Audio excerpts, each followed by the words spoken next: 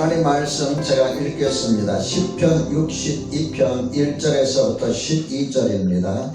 나의 영혼이 잠잠히 하나님만 바라며 나의 구원이 그에게서 나오는도다. 오직 그만이 나의 반석이시오 나의 구원이시오 나의 요새이시오 내가 크게 흔들리지 아니하리로다. 너희는 담과 흔들리는 울타리같이 사람을 죽이려고 너희가 일제히 공격하기를 언제까지 하려느냐. 그들이 그를 그의 높은 자리에서 떨어뜨리기만 꾀하고 거짓을 즐겨하니 입으로는 축복이요 속으로는 저주로다. 나의 영혼아 잠잠히 하나님만 바라라. 물은 나의 소망이 그로부터 나오는도다. 오직 그만이 나의 반석이시오 나의 구원이시오 나의 요새이시니 내가 흔들리지 아니하리로다. 나의 구원과 영광이 하나님께 있으며 내 힘의 반석과 피난처도 하나님께 있도다. 백성들아 쉬시오 그를 의지하고 그의 앞에 마음을 토하라. 하나님은 우리의 피난처시로다. 아 슬프도다. 사람은 입김이며 인생도 속임수이니 저울에 달면 그들은 입김보다 가벼우리로다. 포악을 의지하지 말며 탈취한 것으로 허망하여지지 말며 재물이 늘어도 거기에 마음을 두지 말지어다. 하나님이 한두 번 하신 말씀을 내가 들었나니 권능은 하나님께 속하였다 하셨도다. 주여 인자함은 주께 속하오니 주께서 각 사람이 행한 대로 갚으시면이다.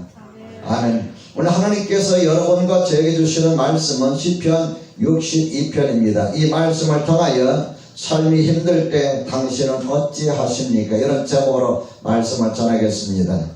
11월 첫날 첫 주일 예배 드리게 되면 하나님께 영광 돌리고 그리고 여러분 변함없는 믿음과 주님을 향한 사랑, 이 사랑 앞에서 하나님 앞에 감사드립니다. 저는 자나깨나 여러분의 건강이 어떠하실지, 여러분의 믿음은 어떠하실지, 코로나 바이러스 위기 속에서 어떻게 살아가고 있을지 이렇게 늘 염려하면서 살아가고 있습니다.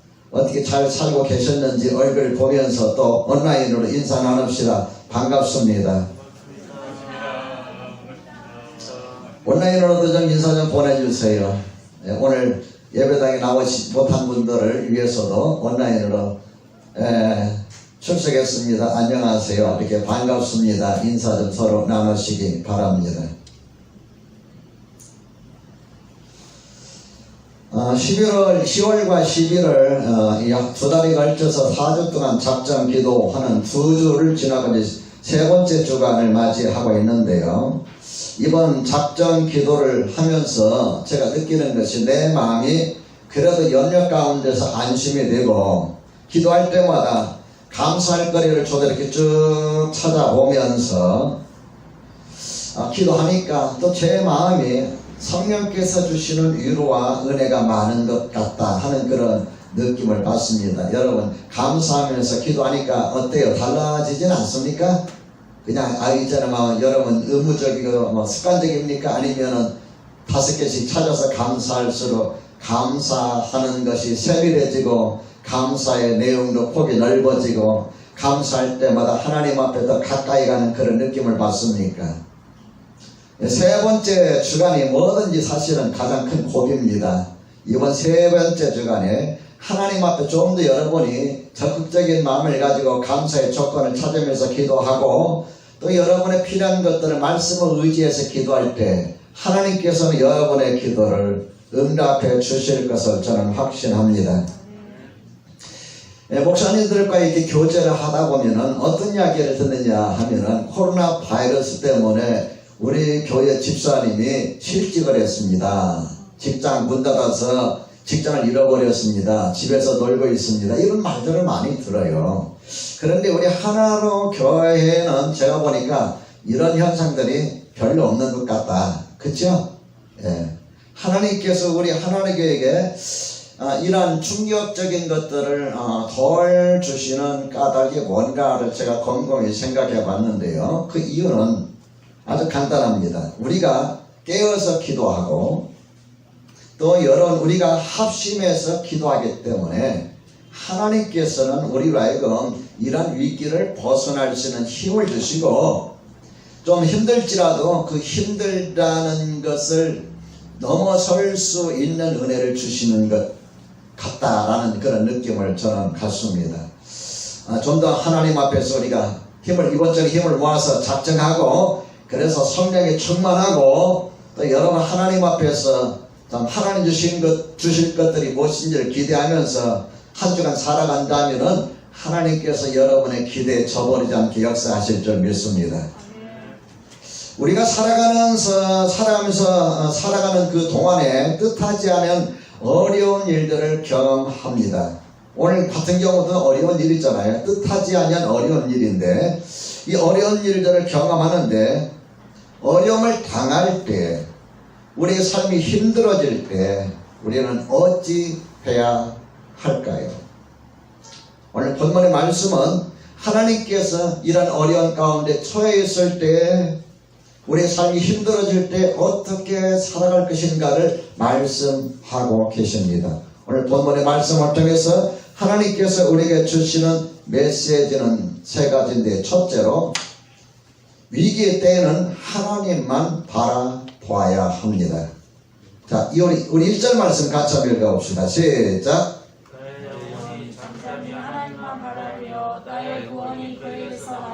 이 말씀이 5절로 가면 또 반복되어서 나오지요. 나의 영혼이 잠잠히 하나님만 바라라. 1절에서는 바람이여 라고 그랬고 5절에서는 바라라. 무릇 나의 소망이 그로부터 나오는도다. 이렇게 말씀하고 있습니다. 이렇게 1절과 5절에서 반복해서 같은 말씀을 하고 있다는 것은 뭘 의미하면 강조라는 거예요. 강조. 9절이 짧지만 1절에서 12절까지 62편의 짧은 내용이 있지만은 이 짧은 내용에서 같은 것을 반복한다는 것은 강조한다는 말이에요. 이 두 구절에서 여러분과 저에게 하고 싶은 메시지가 뭐예요? 하나님만 바라라.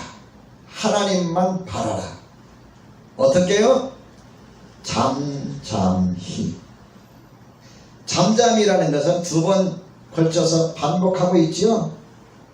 이 잠잠이라는 말이 무슨 뜻일까요? 잠잠이.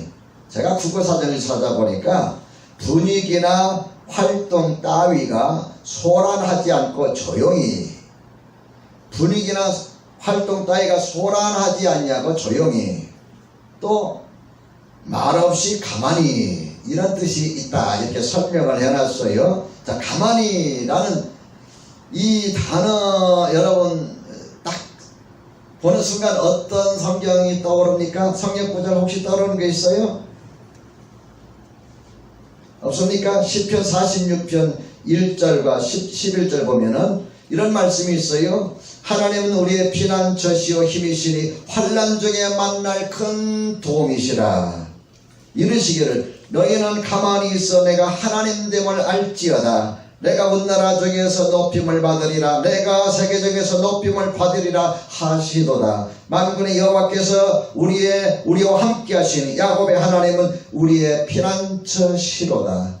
너희는 가만히 있어 내가 하나님 됨알지어다. 여러분 기억나십니까? 가만히 있어라는 말이 잠잠이라는 말과 거의 비슷한 의미를 가지고 있습니다. 그러니까 어떤 상황이나 어떤 환경에 휩쓸려서 우리가 어쩔 줄 몰라서 발버둥치고 발을 동동 구르거나 그러지 말고, 야단버섯 떨지 말고 말없이 가만히 있어라, 그 이야기예요. 여러분, 이렇게 하는 것이 문제가 해결되는 걸까요? 이렇게 한다고 문제가 해결될까요? 되게 사람들이 이 상황을 맞이하게 되면은 어떻게 해서든지 벗어나 보려고 발버둥 치는데, 오히려 이것이 어떤 때는 더 큰 어려움 가운데 빠져버리고 혼란 가운데 빠져버리게 됩니다. 잠잠히 있을 때에, 가만히 있을 때에 혼란에 빠졌던 것이 마치 여러분 구정물이 막 이렇게 뭐랄까요, 막 섞여서 막 소용돌이 치던 것이 가만히 놔두면 가라앉듯이 우리의 마음, 근심과 걱정, 염려 이것 때문에 우리 마음속에서 막 별의별 생각들이 다 떠오르고 막 우리 마음을 요동치게 하는데, 가만히 있게 될 때 이것이 가라앉게 되고 우리 마음이 침착함을 유지하게 됩니다. 그러다 보면은 내가 조금 더 냉정해지게 되고, 현재 내가 처해 있는 상황을 내가 파악할 수 있고, 내가 무엇을 할 수 있을지 판단하게 되고, 판단하면서 내가 감당할 수 없을 때, 내 힘으로 해결할 수 없다고 느껴질 때 우리는 두 가지 중에 한 가지를 선택하게 됩니다. 믿음이 없는 자는 자포자기합니다. 포기해버리고 말아요. 내 인생 끝이다. 내 모든 것이 끝이다.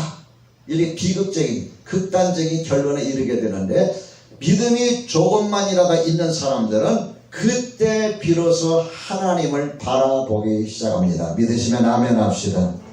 그때 비로소 하나님을 바라보는 거예요. 사도행전 27장 9절에서 내용을 보면은 사도 바울이 이제 가이사 황제에게 재판받기 위해서 로마로 압송되어 가는 그 사건이 기록되어 있습니다. 배를 타고 이제 로마로 가는데 유라굴로라고 하는 광풍이 일어나요.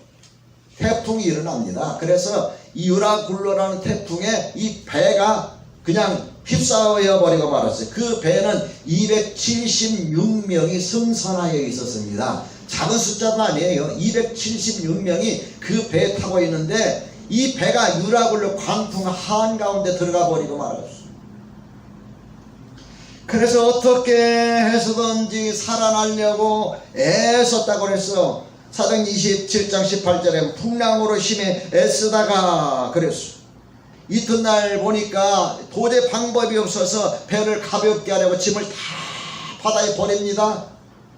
3일째 되는 날에 그래도 방법이 없으니까 배에 조금이라도 불필요하다고 여기는 도구들은 다 바다로 버립니다.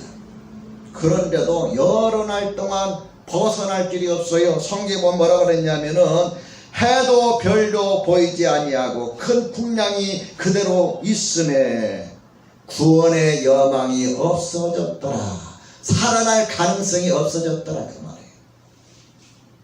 절망적인 거 아닙니까? 이제 선원들이 아무리 발버둥 쳐서 노를 저어보고, 그 다음에 배에 있는 짐들을 다 밖에 바다로 던져보고, 또 배에 필요한 기구들도 웬만한 건 다 버려서 배를 가볍게 하고 벗어나려고 했었는데, 여러 날이 지나도록 해도 보이지 않고 별도 보이지 않고 구원의 여망이 없어졌더라. 그래서 절망입니다. 그런데 이런 절망 가운데에 많은 사람들은 살아보려고 발버둥 치고 난리 법석이고 근심하고 걱정하고 막 불안해하고 초조하고 어쩔 줄 모를 때에 사도 바울이 이런 말을 합니다. 내가 너희를 권하노니 이제는 안심하라. 내게 속한 바 내가 섬기는 하나님의 사자가 어젯밤에 내 곁에 서서 말하기를, 바울아 두려워하지 말라. 모든 사람들이 지금 구원의 여망, 살아날 가능성이 사라져버렸는데, 그 가운데서 바울아 두려워하지 말라. 하나님께서, 내가 섬기던 하나님께서 내게 말씀하셨다. 나는 내게 말씀하신 하나님 말씀 그대로 되리라고 따라서 합시다. 하나님을 믿노라. 이것이 바로 믿음입니다. 어떤 사람이 여러분 믿음의 사람일까요? 구원의 여망이 사라질 때, 모든 것의 소망이 사라질 때, 삶의 위기가 닥쳐서 살아갈 수 없는 상황에 빠졌을 때, 절망적인 상황일 때에 거의 많은 사람들은 그 위기 가운데서 불안해하고 두려워하지만은, 진짜 믿음의 사람은 그때 믿음이 드러나는 거예요. 275대 1입니다. 믿음의 사람은 275대 1이에요. 276명 중에 한 사람. 여러분이 간 사람 되시길 주의 이름으로 축원합니다. 축원합니다. 이길 때일수록 믿음이 빛나고, 위기 때일수록 믿음의 사람이 빛납니다.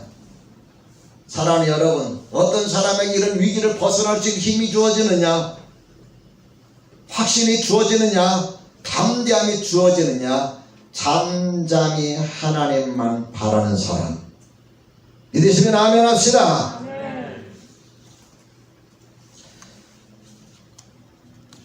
둘째로,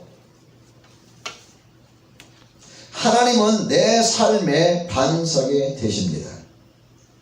여러분, 왜 하나님만 바라라, 왜 하나님만 바라라 라고 말씀하셨을까요? 1절 말씀을 보세요. 나의 영혼이 잠잠히 하나님만 바라며, 그 다음 같이 읽어볼까요? 나의 구원이 그에게서 나오는도다. 자, 더 5절로 갈까요? 자, 읽어봅니다. 나의 영혼아 잠잠히 하나님만 바라라. 물은 나의 소망이 그로부터 나오는도다. 1절에서는 구원이, 살아날 가능성이, 벗어날 가능성이 그로부터 나오는도다. 그리고 5절에서는 살아날 가능성만 나오는 것이 아니라 소망도 하나님께로부터 나온다. 즉 절망 가운데, 위기 가운데 빠져 있는데 살아나는 것조차도 힘든데 성경 뭐라고 그랬어요? 소망이 그로부터 나온다고 그랬어요. 소망까지 생긴다는 거예요. 코로나 바이러스 위기 가운데 여러분에게 소망이 가득하기를 주의 이름으로 축원합니다. 하나님이 어떤 분이시기에 그럴까요? 2절 봅니다. 오직 그만이 나의 반석이시오 나의 구원이시오 나의 요새이시니 내가 크게 흔들리지 아니하리로다 그랬어요. 그 다음에 6절에 보면은 오직 그만이 나의 반석이시오 나의 구원이시오 나의 요새이시니 내가 흔들리지 아니하리로다. 그분은 나의 뭐라 그랬습니까? 반석이라고 그랬어요. 반석이라는 말은 바위라는 말입니다. 하나님만이 내 삶의 굳건한 바위, 내가 나의 삶이 흔들리지 않도록 받쳐주는 견고한 바위와 같으신 분, 그분이 바로 누구냐면 하나님이시라는 거예요. 여러분, 이 시편 62편 보면 누가 쓴 시입니까? 다윗이 쓴 시예요. 다윗은 시인입니다. 근데 오늘날 시인하고 의미가 달라요. 오늘날 시인들은 사물을 보면서 어떤 사고에 젖어들면서 나름대로 생각을 정리하고 그것을 감성적으로 표현하는데, 다윗의 시는 그렇게 나온 시가 거의 없습니다. 다윗의 시는 삶의 환경 속에서 겪었던 수많은 일들, 온갖 일들 속에서 그 모든 것을 겪고 나서, 극복하고 나서 아니면 그 삶 가운데 빠져 있을 때 하나님 앞에 불렀던 노래들이에요. 삶의 모든 것들이 그 안에 다 담겨 있는 거예요. 머릿속에서 떠오른 생각이나 깊이 생각해서 오는 깨달음이 아니라는 거예요. 삶 속에서 직접 부딪히는, 피부로 부딪히는, 눈물을 흘리기도 하고 여러분 울어보기도 하고, 사람들로부터 배신당하기도 하고, 아픔을 겪어보기도 하고, 위기 가운데 빠져보기도 했던 다윗이 여러분과 제게 하신 말씀이에요. 하나님은 나의 뭐가 되신다고요? 반석이시더라. 하나님은 나의 반석과 같으신 분, 내 인생을 든든하게 흔들리지 않게 굳건하게 받쳐주시는 바위와 같은 분이 바로 하나님이시다라고 그는 말하고 있습니다. 이 내용은 성경학자들이라면은 아마 그 아들 압살롬이 아버지의 왕권을 탐내서 아버지를 왕위에서 몰아내고 그 왕권을 차지하기 위해서 반역을 일으킨, 쿠데타를 일으킨 사건과 연관이 되어 있을 것이다, 그렇게 말합니다. 다윗에게는 여러 아들이 있었는데 여러 아들 가운데 사랑을 한 몸에 독차지한 왕자 중에 하나가 압살롬이에요. 참 외모도 훤칠하고 잘났고 사람들이 한번 보면 뿅 갈 정도로 아주 멋있는 남자였어요. 말도 아마 굉장히 잘했던 것 같아요. 근데 이 아들이 어느 날 마음에 탐심을 갖습니다. 우리 아버지가 누구에게 왕권을 물려줄는지 모르는데 아버지는 나이가 점점 들어가고 내가 왕권을 차지하겠다, 왕이 오라겠다 해가지고는 사람들을 포섭하고 그 다음에 그 다윗의 충성스러운 신하들, 장군들을 포섭해가지고 쿠데타를 일으켰어요. 근데 아버지가 아들과 싸울 수가 없어서 도망을 갑니다. 몽진합니다. 몽진하는데 사람들이 막 돌멩이를 던져서 비웃는 사람, 욕하는 사람, 침 뱉는 사람, 막 별의별 사람들 다 있었어요. 그것을 참으면서 갔다가 결국은 쿠데타를 진압하고 집으로 왕궁으로 다시 돌아오는 그러한 비극을 맞이하게 됩니다. 이 배경일 것이다 라고 말합니다. 내 삶이 위기 가운데, 그래서 3절에 뭐라고 했나 보세요. 3절. 넘어지는 담과 흔드는 울타리 같은 사람을 죽이려고 자기 자신을 뭐라고 표현했어요? 넘어지는 담, 넘어지는 담장, 기울어지는 담장, 기울어지는 성벽, 흔들리는 울타리, 무너지는 돌담. 이렇게 위태로운 상황 가운데 있고, 그 다음에 4절에 보면 그의 높은 자리에서 떨어뜨리기만을 꾀하고 어떻게 하서든지 다윗을 떨어뜨려서 멸망시키려고 하는 그런 상황이라는 것을 말하고 있습니다. 마치 거대한 지진이 일어나서 평생도록 일궈놓은 그의 삶을 언뜻 흔드는 아주 긴박한 위기 상황 가운데 빠져 있다라고 그는 고백하고 있습니다. 이럴 때 흔들리지 않게 하신 분이 바로 누구냐면은 하나님이시다. 내 인생을 흔들리지 않게, 나의 삶을 흔들리지 않게 나를 받쳐주시는 분, 나를 붙들어주시는 분이 누구냐면 바로 하나님이시다라고 그는 고백하고 있어요. 반석이라는, 이 바위라는 말이죠. 반석이라는 단어가 성경에서 62번 사용하고 있습니다. 근데 62번 사용하고 있는데 시편에서 스타벅스 커피 시편에서 몇 번 사용하고 있을까요? 모르지 뭐. 근접지에 가까운 사람은 내가 스타벅스 커피컵 다 쏩니다. 몇 번일까요? 50번. 네? 50번. 58. 또 20번. 또 30번. 또 한 번만 더. 45에서 50. 자, 이제 마감합니다. 조기영 집사님이 근접체에 도달했습니다. 22번입니다. 스타벅스 커피컵 기대하세요. 네, 22번이에요. 다시 말하면 반석이라는 말을 시편에서 22번 사용하겠는데 대부분이 누가 사용하겠냐면 다윗이 사용하고 있어요. 다윗이 반석이라는 말을 쓰고 있다는 말은 뭘 말합니까? 그 인생에 그만큼 많은 위기가 있었다 그 말이에요. 하루아침에 쫙 올라가서 성공해서 왕이 됐다는 말이 아니에요. 수많은 위기, 흔들리는 위기, 인생이 흔들리는, 삶의 송도 이렇게 흔들리는 위기 가운데 있었지만은 그때마다 나를 위기에서 흔들리지 않도록 붙들어 주신 분이 누구냐면 바로 하나님이시라는 거예요. 믿으시면 아멘 합시다. 아멘. 하나님은 우리의 반석이 되심을 확신합시다. 아멘. 셋째로 하나님께 내 마음을 쏟아 놓아야 합니다. 우리 8절 말씀을 소리 맞춰서 같이 읽어볼까요? 집에 계시는 분들 8절 말씀 같이 한번 읽어봅니다. 준비하시고 시작. 백성들아 시시로 그를 의지하고 그의 마음을 구하라. 하나님은 우리의 피난 처시로다. 자, 이렇게 하나님이 나의 삶의 반석이 되셨다고 했는데 다윗이 하나님이 나의 삶의 반석이 되도록 하기 위해서 어떻게 했을까요? 이 8절의 말씀 보면 세번역 성경에 이렇게 번역해 놨어요. 하나님만이 우리의 피난처이시니 백성들아 언제든지 그만을 의지하고 그에게 너의 속마음을 털어놓아라. 다윗의 인생 경험이에요. 하나님이 나의 반석이라고 고백한, 나의 삶이 흔들리지 않도록, 내 인생이 흔들리지 않도록, 내가 쌓은 것들이 흔들리지 않도록 바위와 같이 나를 견고하게 붙들어주시는 반석과 같으신 그 하나님, 그 하나님을 경험한 다윗이 그와 같은 삶을 살기 위해서 어떻게 할 것인가 하고 우리에게 교훈해 주고 있는데, 그 교훈이 뭐냐? 하나님만 바라라. 하나님만 바라라 하는 이 말씀, 실제적인 적용이 뭐냐면 8절에 있는 말씀이에요. 백성들아 시시로 그를 의지하고 그의 앞에 마음을 토하라. 하나님은 우리의 피난처시로다.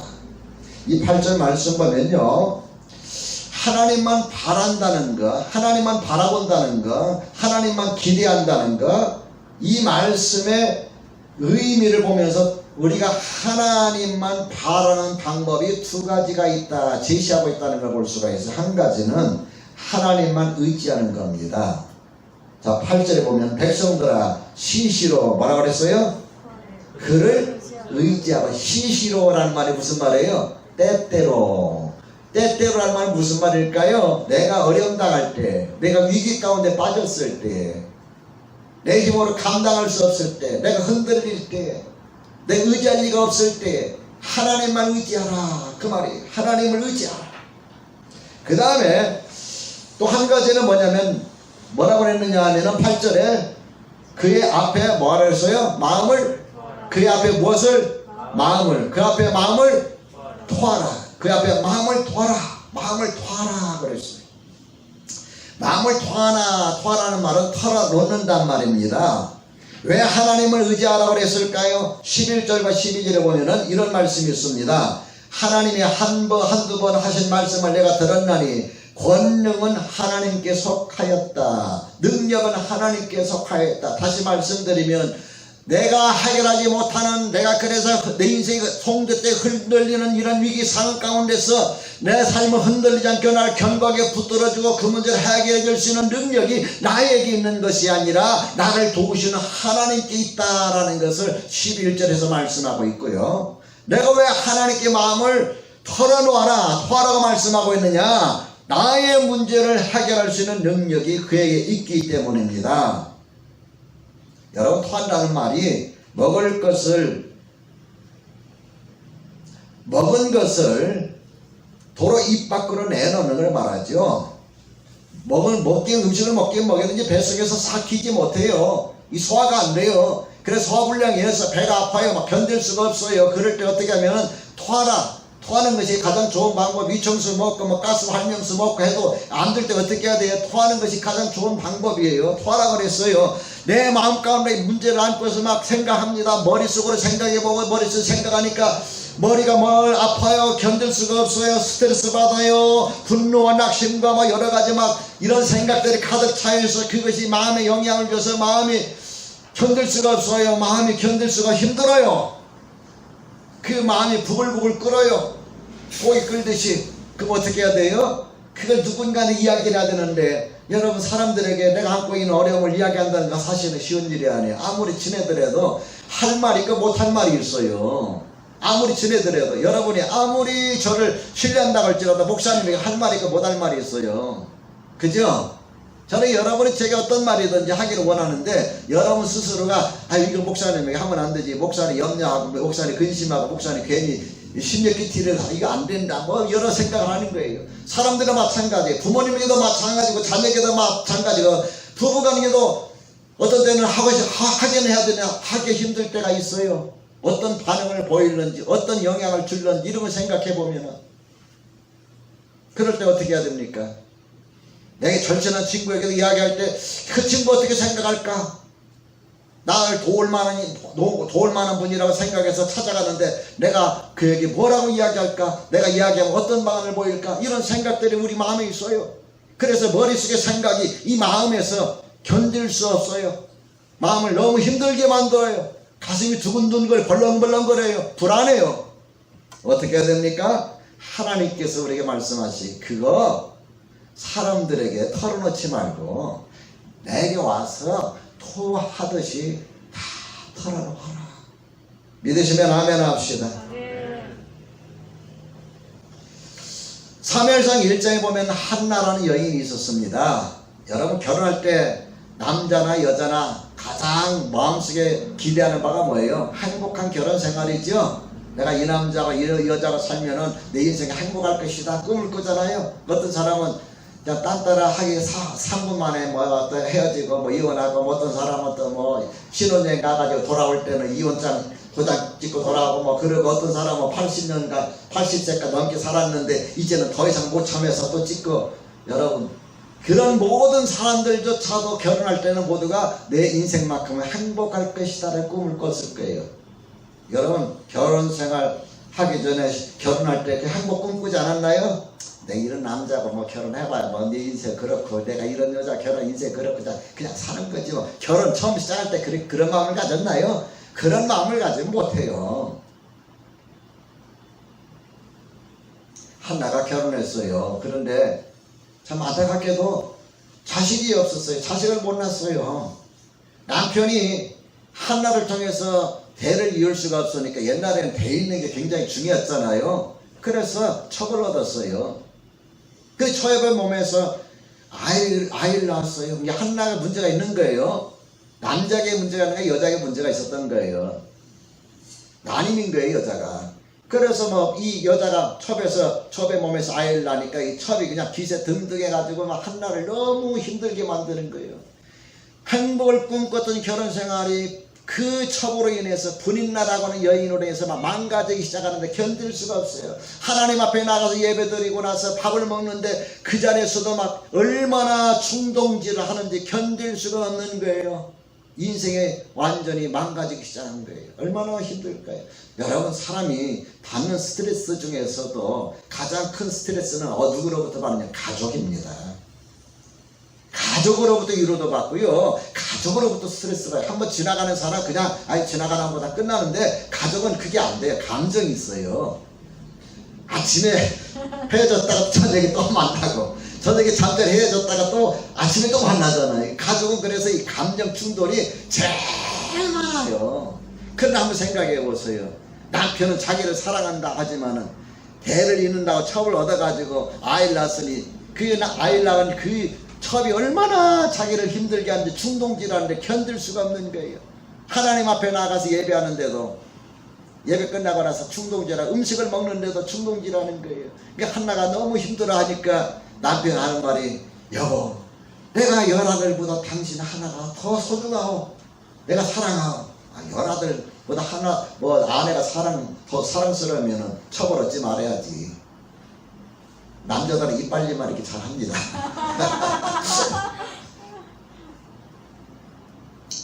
하루는 견딜 수가 없어서 다 집으로 돌아가고 요즘으로 각색에 산 이야기예요. 혼자 예배당에 남아서 기도하고 흐느끼 오는데 그 목사님이 요즘 각색한 거예요.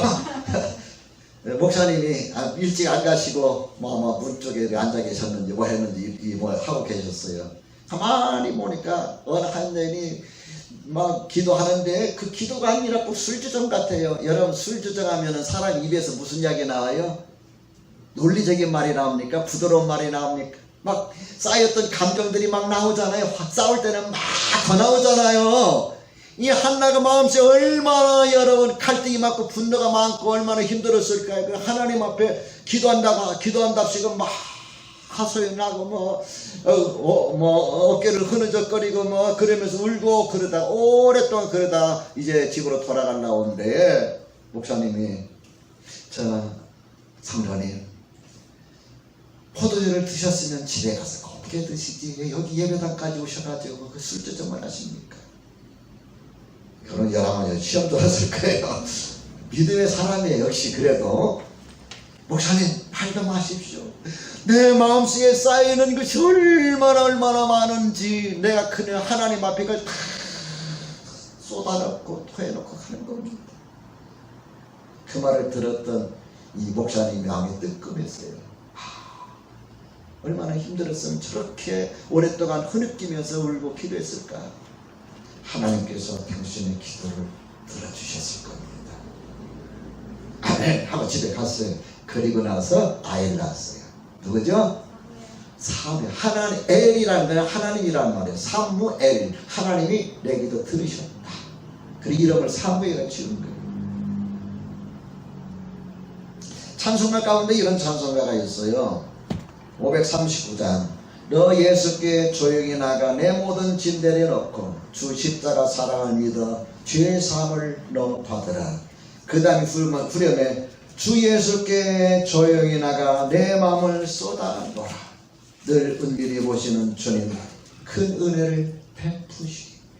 주 예수님께 조용히 나가서 내 마음을 쏟아놓으라. 힘들고 어려울 때 여러분 어떻게 하시겠습니까? 하나님 바라보세요.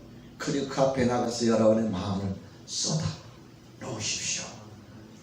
은밀하게 보시는 주님께서 여러분과 제게 은혜 베푸실 줄 믿습니다. 이번 작전 기도를 통해서 감사도 벌어서 여러분의 마음속에 있는 거 있다면 쏟아놓으세요. 귀 기울이시는 주님은 여러분의 기도에 응답하십니다.